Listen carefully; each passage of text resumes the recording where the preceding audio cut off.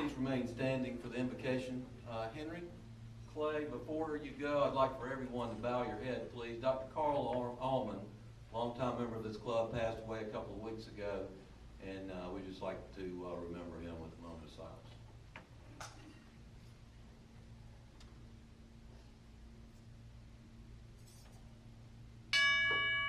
Henry.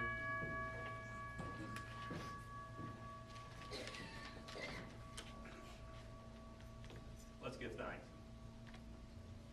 Dear Heavenly Father, we come before you this day with praise and thanksgiving. We praise you for your holiness and sovereignty over all things. We thank you for the many blessings you have bestowed upon us. Thank you for allowing us the opportunity to be members of Rotary and its service to mankind. Please grant us wisdom in all that we do and bless this meeting with fellowship and goodwill.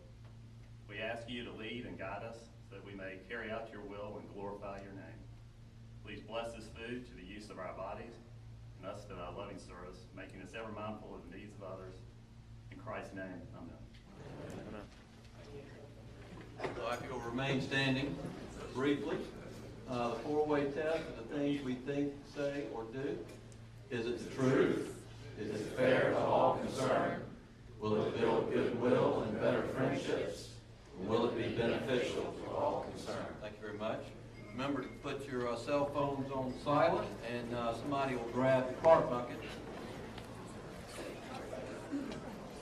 For you guests that are here, this is about Alzheimer's research, started by a guy in Sumter, a Rotarian, and they're doing some great things with that. So be generous, $1 or some change, anything.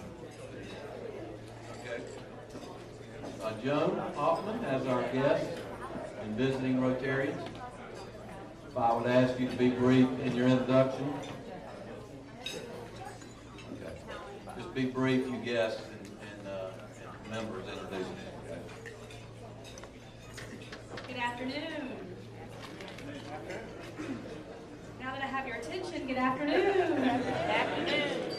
Welcome, everyone. We're glad to see everyone today on this day after Mother's Day. I hope you had a fabulous weekend.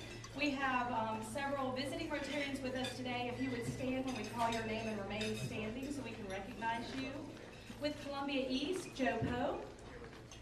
Joe. With 5 Points, Emerson Smith. Emerson, welcome. And with West Metro, Frank Barron and Scott Adams. Great. Thank y'all for joining us today. Now, our Rotarians with guests would please stand, and so that way we can introduce them to our club. And again, please remember if we can be brief.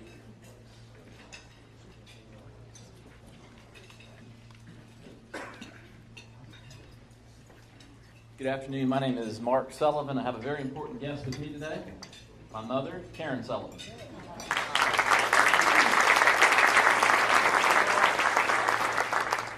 I'm John Johnston. I have two guests today.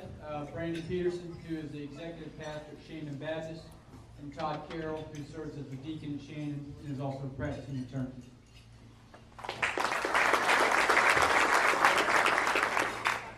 Chad Johnston. I have the pleasure to have my wife with me today, Frances Clark Johnson.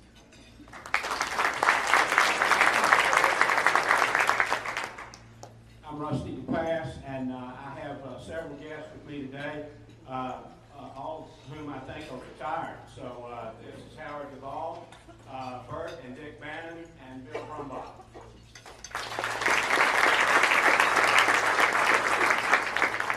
Hi, I'm Beth Dindor from Columbia College, and I have Ken Hoos, our Vice President for Enrollment Management at Columbia College, here with me today.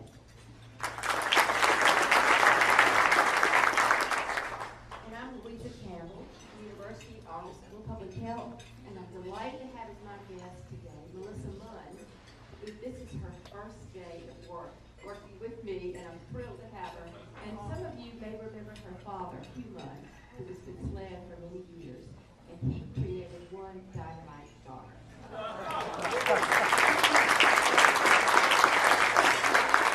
I'm Libby Gover, and I'm delighted to have my son, Bud Murphy, here with me today. Thankfully, we're in between semesters, and he had a chance to come when I mentioned who our speaker was.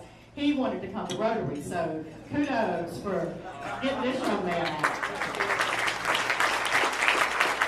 I'm Jack Sloan. My guest today is Beverly Amp, who also works at the South Carolina Chamber of Commerce. I'm John Keith. I have two guests with me today. Mary Keenan, good friend, and my wife, Krista Keith, who is a Paul Harris Fellow.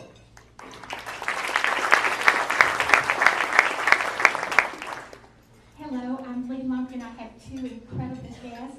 First, my cousin, Missy McIver, who is a wonderful artist and a wonderful community activist, and also the wonderful and infamous Marvin Chernoff, who is a marketing guru of all time. And everybody just bought 10 of his new books, and I suggest after you buy one of these, buy one of his today too. Thank you. Rotary May, my guest is Louis Johnson and Jerry Richter. Louis is Executive Director of South Carolina Manufacturers Alliance, and he's responsible for getting our speaker down today.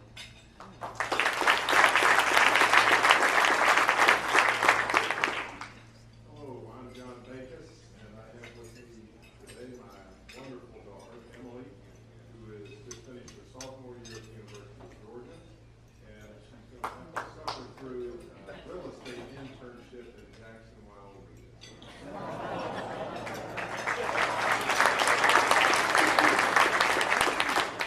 I'm Walt Clark, and I'm pleased to have with me today David Sommer. David is a partner with Parker Boaz and Bernstein and a past president of the 5 Point Rotary Club.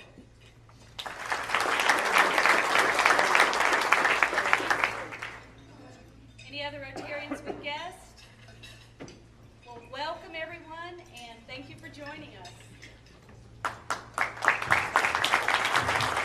Thank you, Joe. Jonathan, Billy, has health and happiness.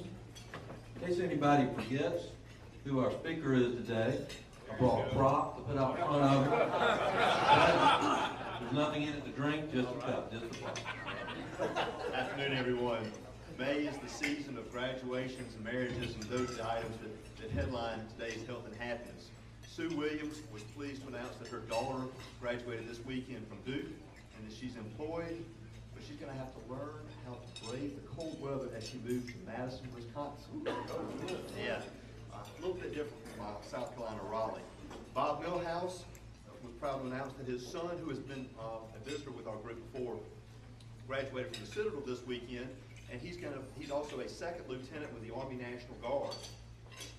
And Daniel Gadow announced not one, but 2 children graduated this weekend in 2 separate states. Her son graduated from the Medical College of Georgia in physical therapy at the same time that her daughter graduated from USC with a master's in art education. So we've got lots of graduations that happened this past weekend. Also, I guess a couple of weeks ago, Michael Capp's daughter recently got married. So, like I said, the season of marriages and graduations, and I'd be remiss if I didn't say that South Carolina was proud this past week when not one, but 2 graduates, or I guess early graduates from 2 different schools. Jadavion County went number 1 in the draft to the Houston Texans, and Sammy Watkins went 4th in the draft to the Buffalo Bills. So, with that, that's today's health and happiness.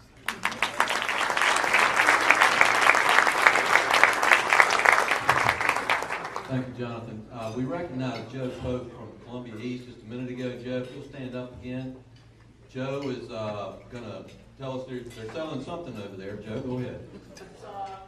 Good afternoon. It's that time of year again. Columbia East Rotary Club is selling our hot-dog onions. The truck comes in tomorrow morning. The 25-pound bag is $20. I will be at this exit door at the end of the meeting.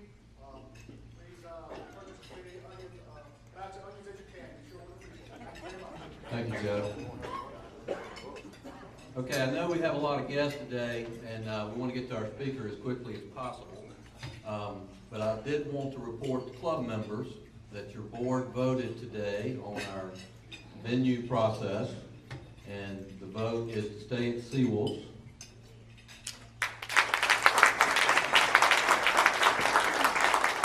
I thought I might hear a hoop and a holler from somebody. I think we're just being a little shy. We had a very good discussion at the board meeting about it. The best thing about the process was the engagement.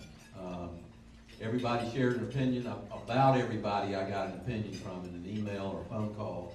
And we really created some energy in the club.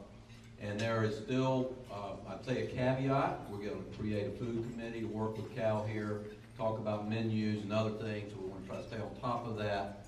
But I think in the end, I think it was kind of fitting that Mr. Scarborough would be here today. We're having a little larger crowd than usual, where we have a little bit of room and elbow room to go. And I think that was a big factor as well about being down here. So those of you that are worried about going, you can rest easy. Those of you that wanted to go, you never know. We may still go one of these days. Don't go anywhere. Okay? All right. So a little anticlimactic after that whole year of doing that. But anyway, that's the verdict. Oh, audiovisual. Elliot, who's one of our board members, reminds me that the audiovisual, which we're not using today because Joe is pretty able to handle himself up here, but it is being improved.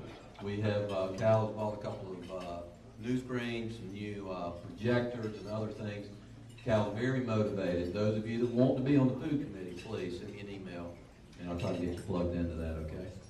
All right. That's all I got. So Wyman Bowers is going to introduce our speaker.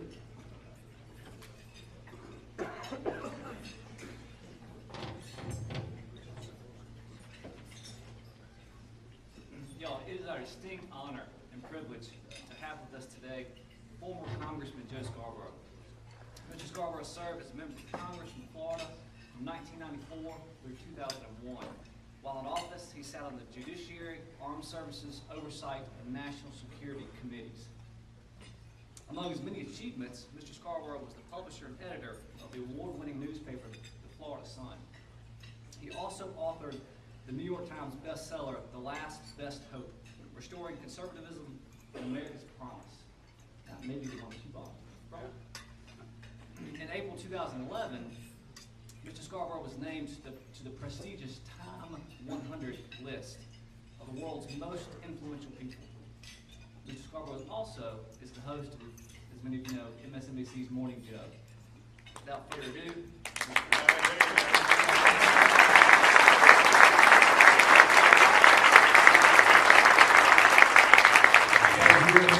So, at least one person watches Morning. Well, actually, two people watch Morning Joe.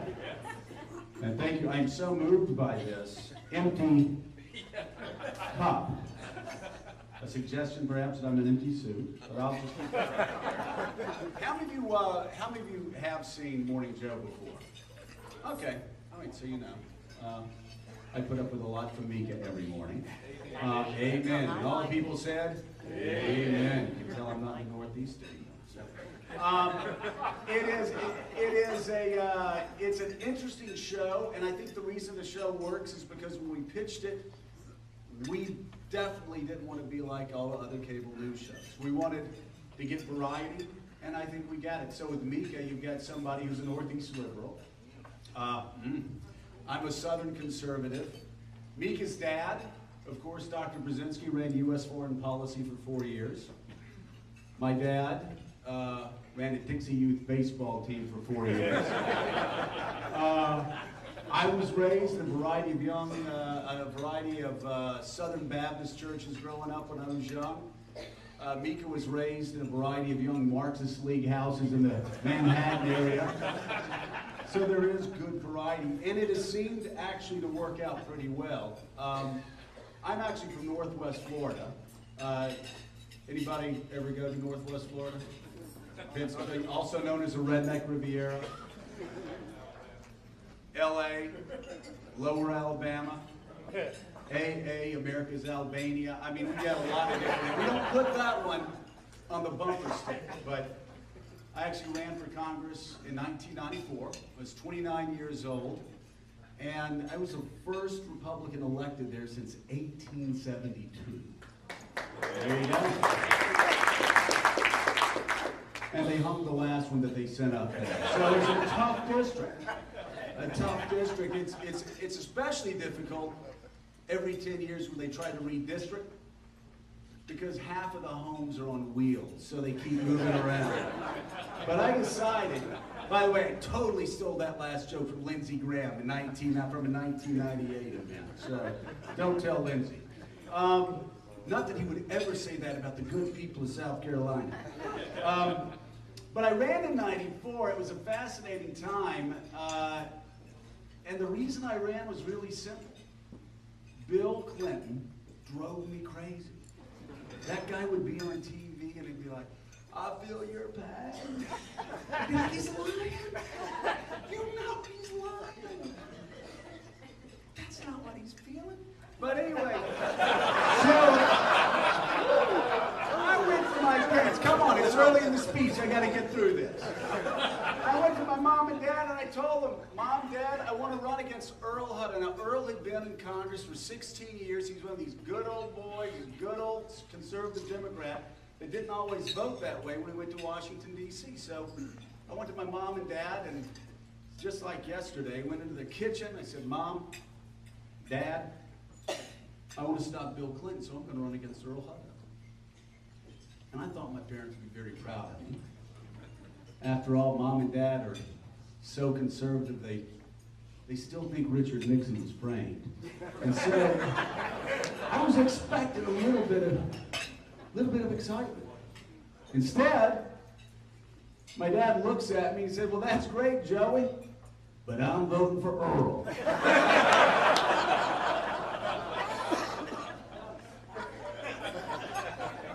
What? I turned to my mom and Mom, help me here. Help me. She says, I'm voting for it.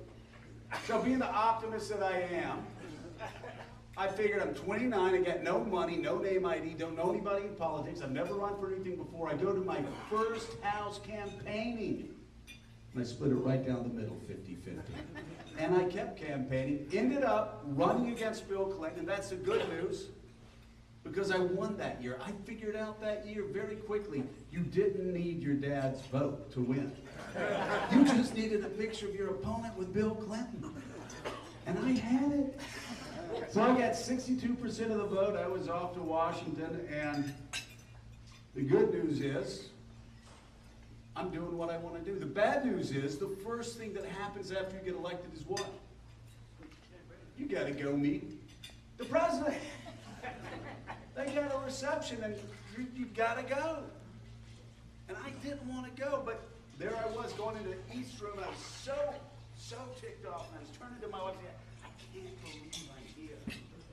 But I was, and I turned and saw him in the East Room, and I don't know how you met Bill Clinton before, but the first time you meet the guy, he looks like he's about 8'2". He does. He just takes up the whole room, and his arms are all over. He's like an octopus. Oh, I love you. You know, he's all over the place. Now, the second time you meet the guy, it's like he's about 7'1". The third time I met him, I got a couple inches on this guy. But the first time, it's very impressive. And that's another thing that's impressive about Bill Clinton. You go to most rooms I've found through the years, and you ask people whether they met a president or not, and usually one or two people will raise their hands. You ask the same question of Bill Clinton, and half the hands go up in the room. He's like a Beach Boys son. He gets around. Like, he's just constantly moving, and he's constantly working the room. And so I'm looking at Clinton, he's looking at me, and he said, hey, it's Joe Scarborough. Turned to my wife, I'm so mad. He knows my name. The president knows my name. And he came on over and he was doing the full Clinton. He's all over you, he's hugging you, his hands. Doesn't matter if you're a man or a woman.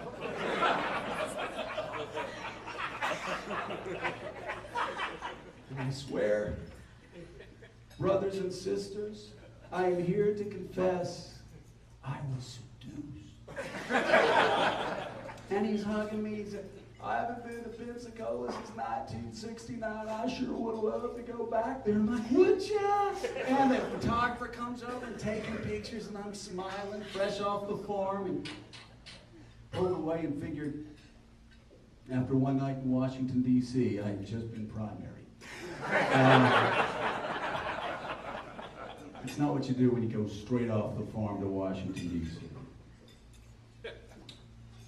I came to, though. I mean, I went home later that night and came to. The next week, I was back to going on TV and attacking the president. And I remember getting a call from Erskine Bowles one day saying, you know, Erskine was the president's chief of staff. He's doing great work now with Alan Simpson. But at the time, he was the president's chief of staff. He said, boy, you sure did go after my man last night. I said, Erskine, let me tell you something. I love you. You're a great guy. I just can't stand the president. And I feel really bad about it because I'm a Southern Baptist. I'm not supposed to hate anybody, but I just can't help it. And Erskine said, don't worry, Congressman. He hates you too. And he did. And Hillary hated me. And Chelsea, I'm sure if she knew who I was, she'd hate me too. The dogs would bite me anytime I go to work. But an amazing thing happened. Despite the fact he hated me and he hated the Republican Congress and we couldn't stand him, amazing thing happened. Together, we balanced a budget for the first time in a generation. Together, we balanced it 4 years in a row for the first time since the 1920s. Together, we passed welfare reform, ended welfare as we knew it. Together, we cut taxes, we cut the capital gains tax, we cut the death tax, we enacted regulatory reform, and we were smart enough to get out of the way while businesses across America and individuals across America created 21 million jobs. That just doesn't happen anymore. And as actually Bill Clinton and I get along well now. We always go over the Clinton Global Initiative, so he can talk about every year how great he is. And I just let it go. And we were getting along talking about all of the things that we were able to accomplish together. And I got an email from David Axelrod saying, excuse me, you did impeach this guy in the 1990s? To which I said, well, it was the 1990s. It seemed like the thing to do at the time. But that was the point. And Clinton said that. Even while we were going through impeachment, even while we were going through political wars constantly, the White House was talking to Capitol Hill. Bill Clinton was talking to Newt Gingrich. Our chairmen and chairwomen were talking to the Secretary of Defense, Floyd Spence, then the chairman of the Armed Services Committee, constantly talking to the SecDef.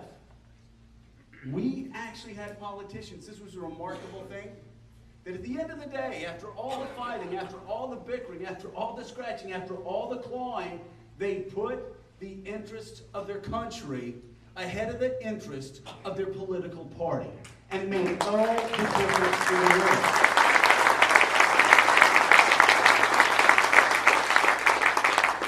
And that wasn't the exception. That was the rule. That's how Washington had worked for over 225, 230 years.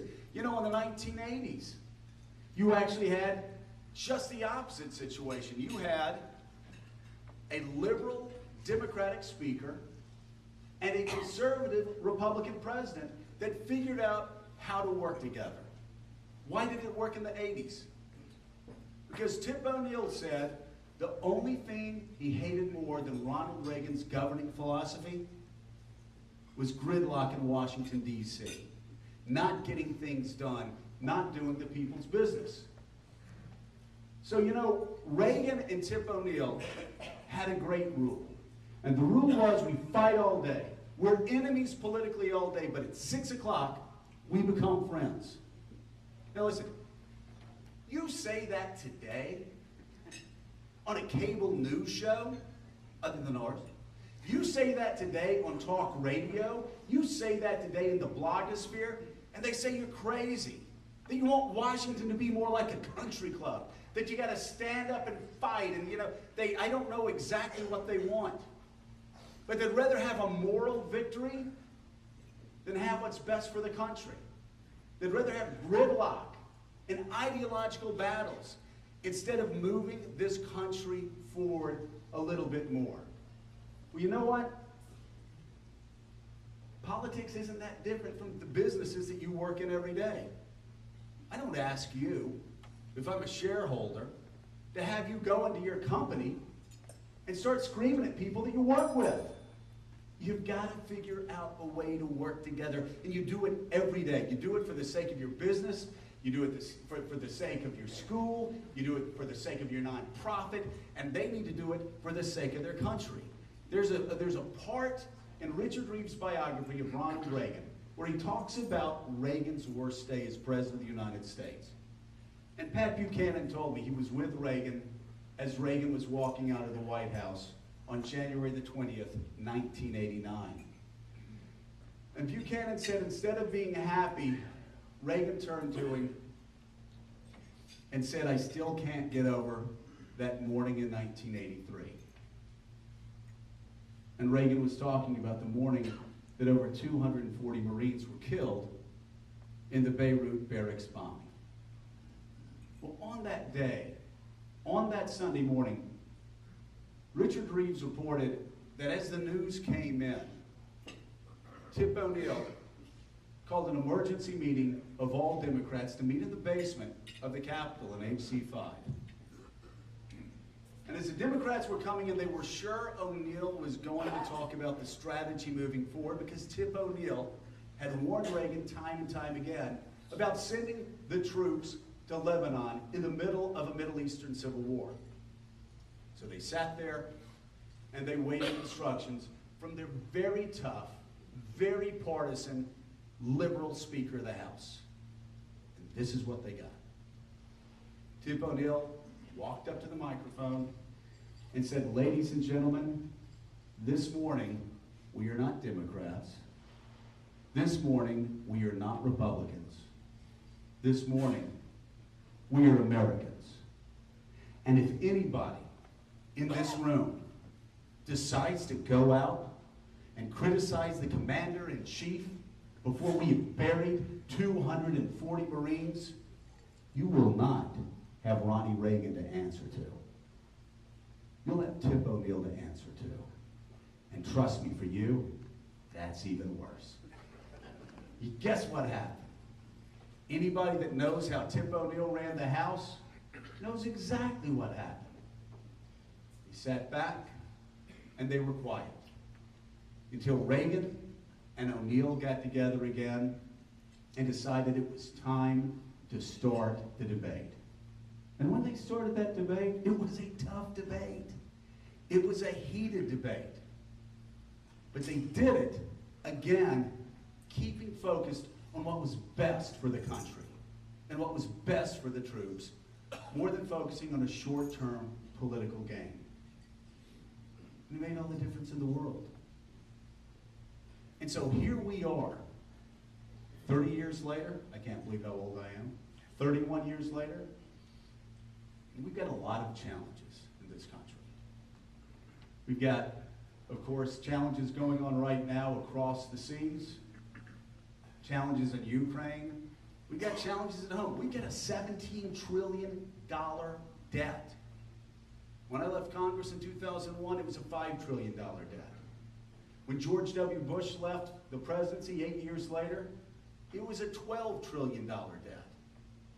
When Barack Obama leaves office, it'll be over a $20 trillion debt. Proving that big government republicanism is just as dangerous as big government liberalism. But you know what? We've got to figure out how to fix that together. Now, I'm not good at math. I will be the first to admit to you guys, and this is kind of tough for me because there's some cameras rolling. I haven't even admitted this on the show. I've got a learning disability. I went to the University of Alabama.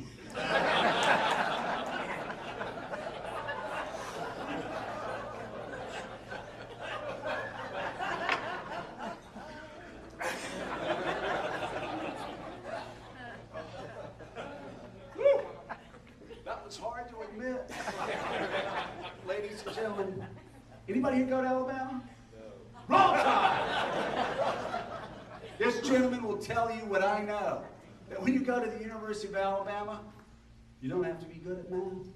Because most years, You only have to count to number one. That was a long setup. Roll Tide!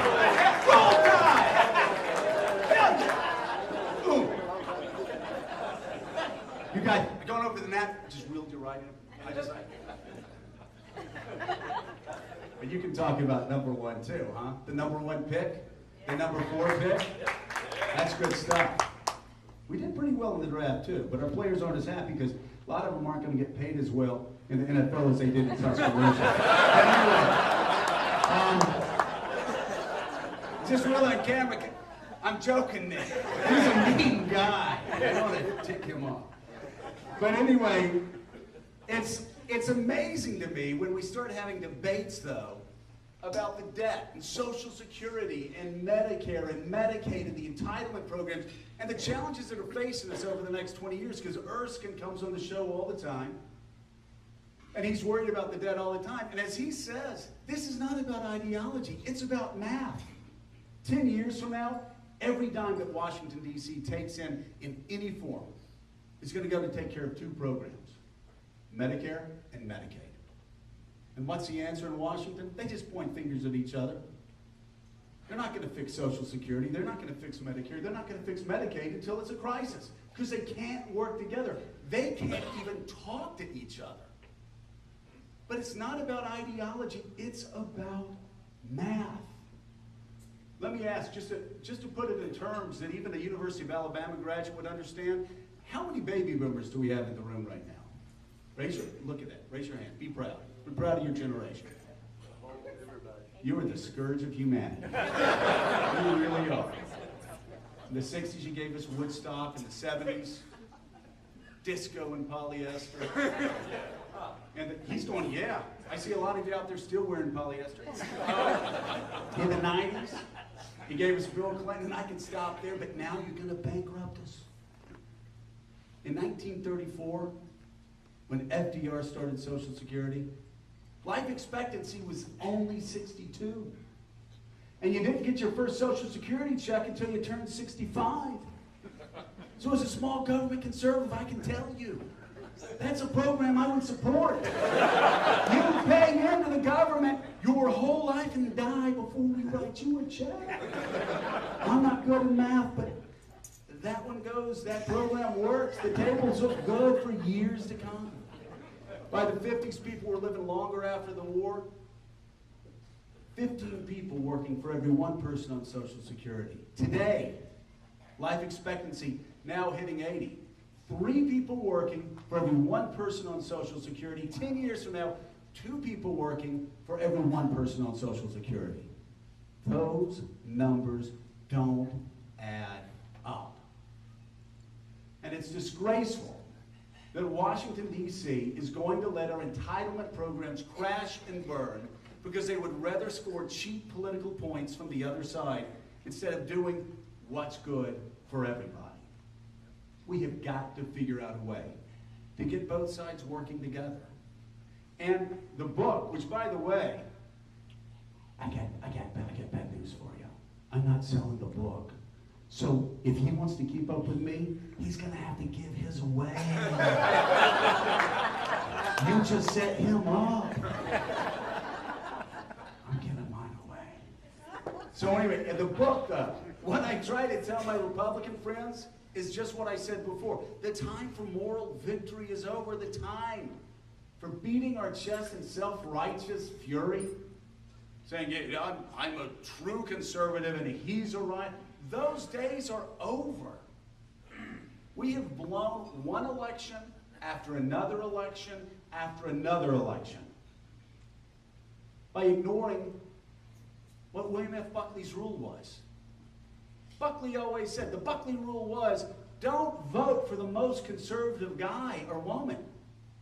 Vote for the conservative who's the most conservative that can actually win an election. We forgot that. We're all about moral victories. We're all about circular firing squads in Washington, D.C. What happened last fall with the government shutdown was stupid and idiotic. If you're going to shut down a government like we did, get something out of it. We get a balanced budget out of it. All they got were fundraising lists from people who actually want my party to have a circular firing squad and have everybody bragging about who's the most conservative. Listen, as George Patton said, and George C. Scott, I thought, played him so well, George Patton said, nobody ever won a war dying for their country. You win wars by making the other poor guy die for their country. Yeah, he did say dumb bastard, but I wasn't going to say it in Can I pass this to you so I don't get in trouble for saying dumb bastard on the microphone? Seriously, in the front row, too.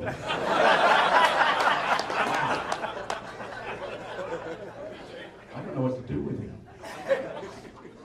So yeah, what he said. We got to get smart.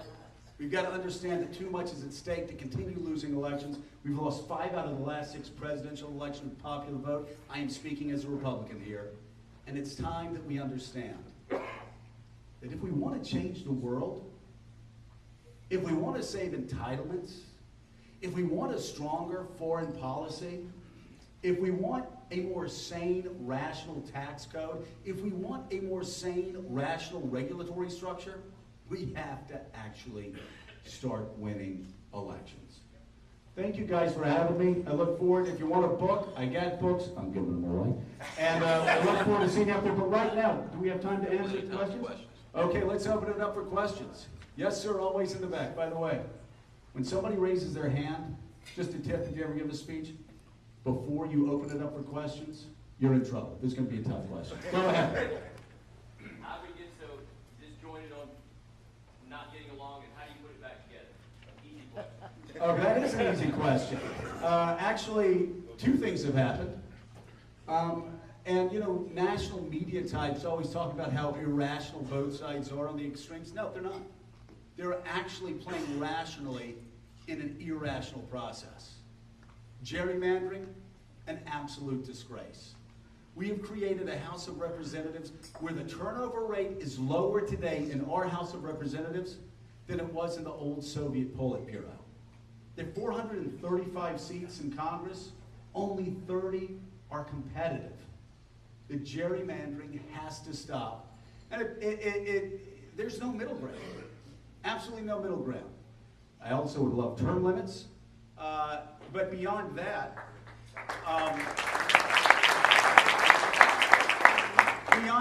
we need to elect politicians that don't really care what they're saying on cable news shows at night. They don't really care what they're saying on talk radio. They don't really read the blogosphere and look over their shoulder all the time.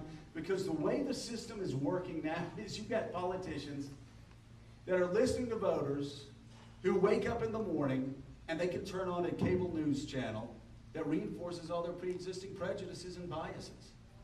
And then they can get in the car, they can turn on the radio, and they can listen to talk radio shows that reinforce all of their pre-existing prejudices and biases. And then if they're like my mother, they will get on blog sites at night that reinforce all of their pre-existing prejudices and biases, and then that encourages her to email me and tell me to quit picking on Sarah Palin, that I'm a socialist. I haven't really picked on Sarah Palin in a couple years. But, so what happens is, in this environment, by the end of the day, your political rival is not wrong. They're evil. Let me tell you something. And I'm telling you this in South Carolina, which is supposed to be a hotbed of conservatism, I know. When I'm speaking at the 92nd Street Y in New York City, which is supposed to be the hotbed of liberalism, I say the same exact thing. And I say the same exact thing because what's true at the 92nd Street Y is true here today. And it's true at the 400 or 500 places I've given speeches over the past 5 or 6 years.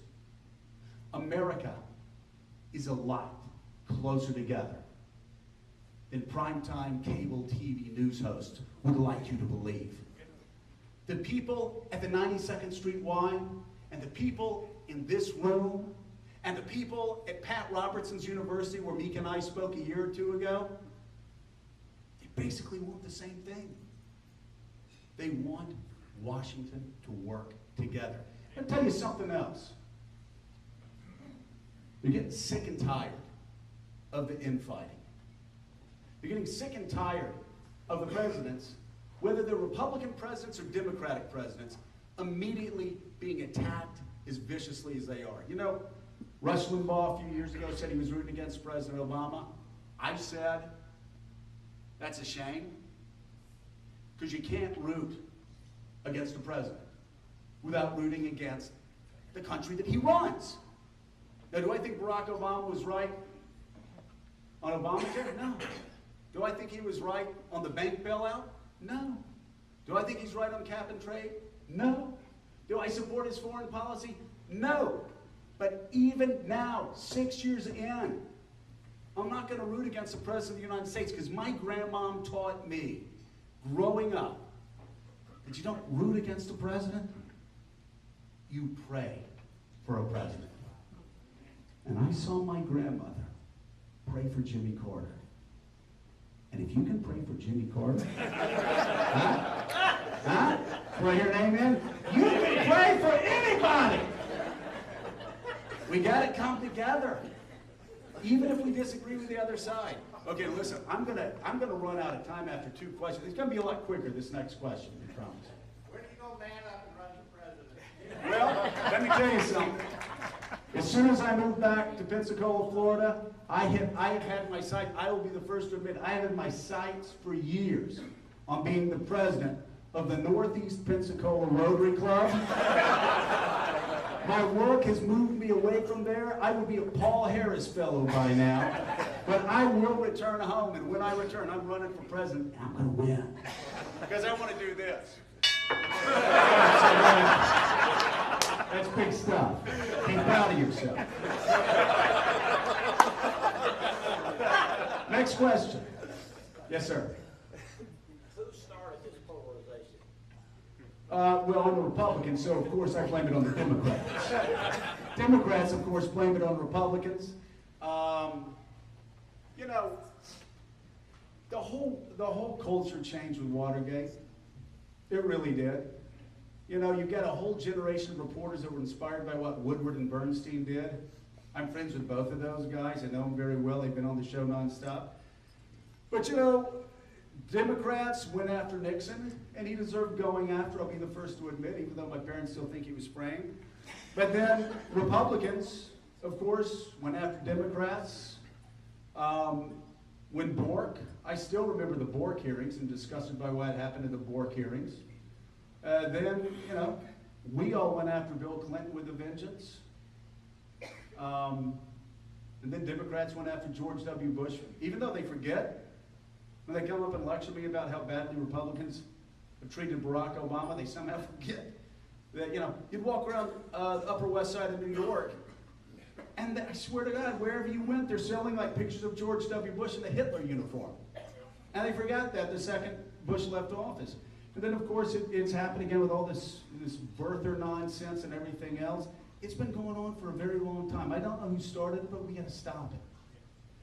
Can I ask you a question? Do you wherever you go, like if I were like in a restaurant with you, would you have that thing up there recording? I won't put it on the website. Okay, don't put it on the website. No, I was just asking. I was just wondering because you know we could go to Chick-fil-A, but I can't talk to you if you're going to be pointing that at me while I'm eating at Chick-fil-A. Yes, sir, in the back. We as Republicans get messages to our Republicans in office that we're tired of their blocking progress as we are to them. Well, you do it at the voting booth, and I think both sides just have to know they're not going to get punished for talking to the other side and trying to work together. Let me give you a great example. Right now, there are two things being debated in the Senate right now. One is raising the minimum wage, and two is a Keystone Pipeline. Now listen, I always voted against raising the minimum wage, and I voted against raising the minimum wage because I think states should do it individually. And also, I don't want to tell businesses what to do when the economy is basically flatlining. That said, Keystone creates jobs in America. If we embrace the energy revolution, that creates jobs in America. I see no reason why Republicans, who are against raising the minimum wage nationally, and Democrats, who are against Keystone Pipeline don't come together and compromise. Listen, the idea of a compromise. I mean, I was a lawyer. How many lawyers do we have in the room here? You don't have to admit it. We got enough. Has any lawyer ever walked out of a settlement where their client was happy? Because I never did. I never did. There's and then you explain to them, hey, you know, we could have gone to court for 3 years. Would have basically shut your business down. Let's take it and run. That's the idea of compromise. You get something you want by giving up something that you don't want to give up. That has to happen in Washington, D.C. And let me tell you something. These politicians are running around scared because 2% of their base will be angry if they actually work with the other side.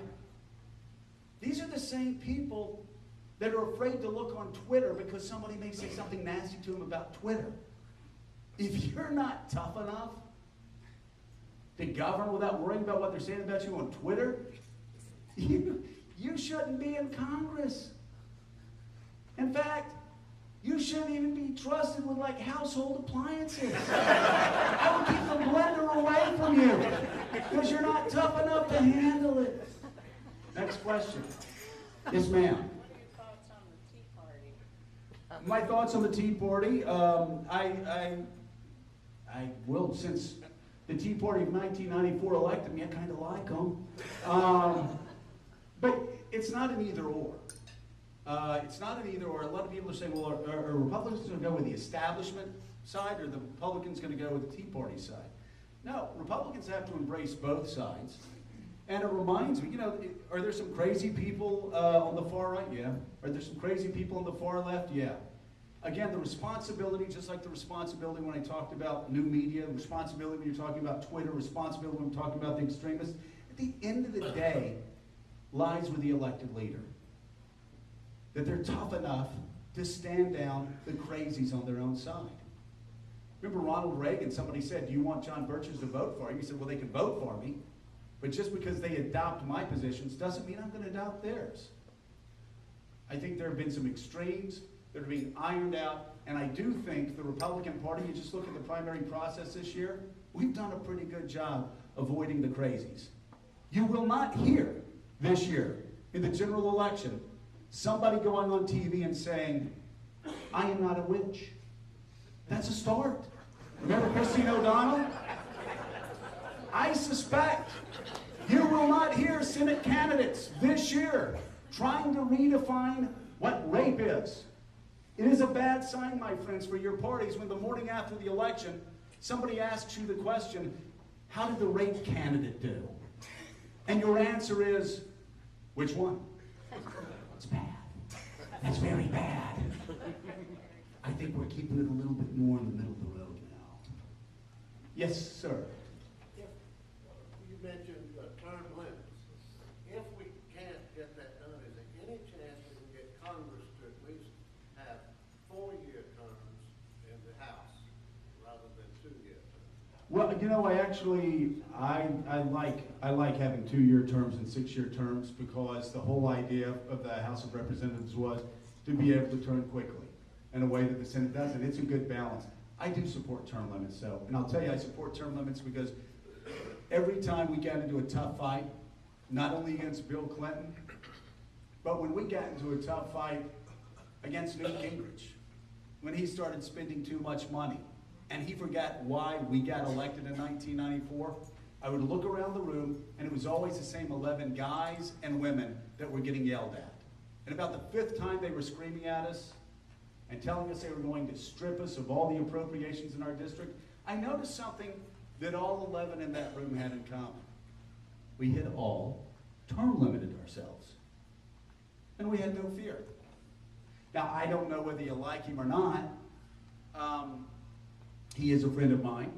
He was a friend of mine before he went on the Appalachian Trail, and he is still a friend of mine. But Mark Sanford, your former governor, was sitting with me. And I never saw anything like it. Newt, everybody was screaming at us. Because, again, they were spending way too much money. They had forgotten the promises that we had made in the contract with America. And they were screaming and yelling at us. Mark was right here, I'm right here, and they're screaming and yelling. They're threatening us to strip all the appropriations. And Sanford, who, as you know, he's kind of a quirky guy. In the middle of all this, where I'm shaking, Sanford turns to me and goes, you know, that sort of that flat effect. Are they threatening us?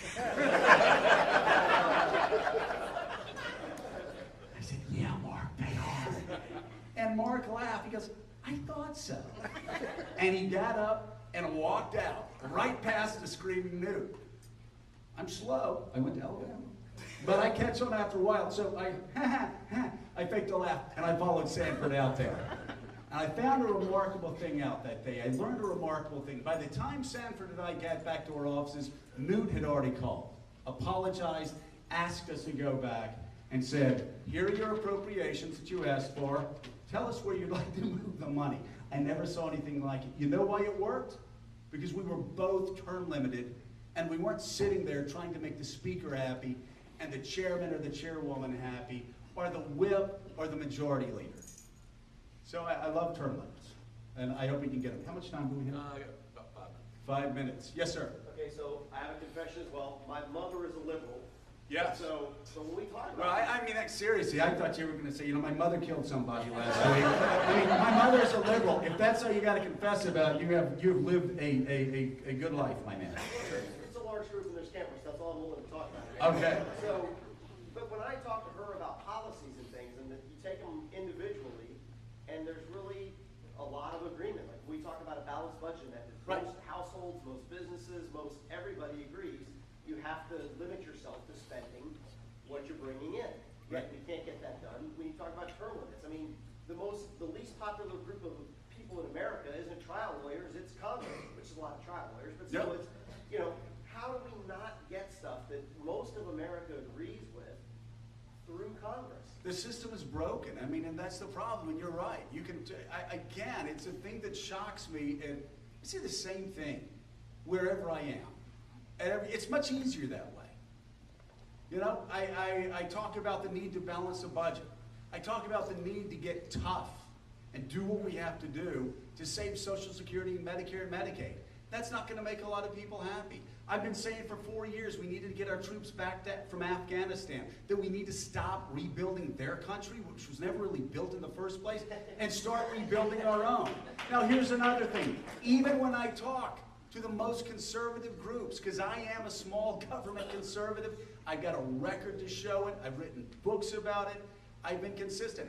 I also talk about the fact that we can't allow our bridges to collapse, that we can't allow our infrastructure to rot, that we can't stop investing in areas where the Chinese are doubling down right now, whether it's in transportation or whether it's in infrastructure, whether it's in education, whether it's in R&D.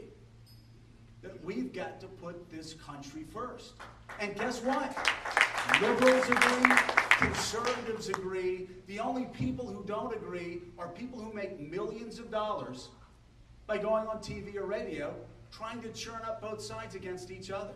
At some point, politicians are going to get smart. And they're going to actually start talking to the rest of us. And when they do, some fascinating things will happen. Okay. We're running out of time. Let me go. 1, 2, 3, 4, and then we'll go. Yes, sir. On the lighter side, Bubba Watson asked you to play golf with him. Did he? Bubba asked you to play golf with him? You. Did he really? That would be ugly. Bubba grew up in my home district, and he has about the same kind. We grow a lot of hair back in my day. It's the heat, I think. Yes, sir. The theory, I know, is that we elect those who run for public office in order to govern once they're elected. Right. The problem within Congress, I think we all recognize, is who they voted up on the House side. In the 2 years, I agree with you, it ought to be 2 years, but the problem is when you elect somebody to Congress, they're running for the whole 2 years. Right. They really don't have a whole lot of time to govern, and then on top of that, you've got all of these safe districts and the gerrymandering and all that. Right. Please help me anyway understand something about this wonderful talk that you've given, where we can put it into action. How do we get the House turned around in such a way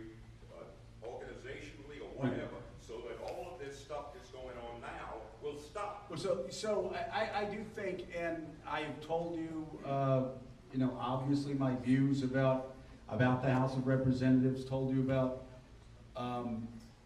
what some of the problems are. I will just tell you, I didn't like Bill Clinton in large part because he was so good at what he did. Like every time we tried to put our feet in cement, he'd get up there, he just figured out how to beat us. We had to deal with him, and he knew to get anything passed, he had to deal with us. I'm just answering your question as honestly as possible, and I don't want to be partisan here. I'm just telling you, let me put it this way. The next president that we elect, I hope it is a president who actually knows how Washington works. I hope it is a president who has actually spent more than a year and a half in Washington before he or she decides to start running for president. The fact is, we've got a president right now that doesn't know how the place works. And I'm not talking about what I hear from Republican senators or congressmen or women. That's what Democrats say about him. So the Republicans are intransigent. He just doesn't know how to make them pay for doing nothing. And I suspect, Bill Clinton always knew how to make us pay. I suspect you have to get people that know what they're doing. And by the way, John Boehner, Mitch McConnell, they're not a picnic either. I don't think I'd invite them to my place for Thanksgiving. Boy, that was quick. Thank you, guys.